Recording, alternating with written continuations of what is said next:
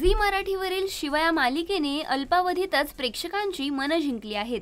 कष्टाळू, स्वाभिमानी पण तितकीच हळवी असणारी ही शिवा म्हणजेच अभिनेत्री पूर्वा कौशिकने प्रेक्षकांची मनं जिंकली आहेत। तर या मालिकेत नेहमीच शिवा व छकुला या दोघांमधील गमती-जमती पाहायला मिळतात।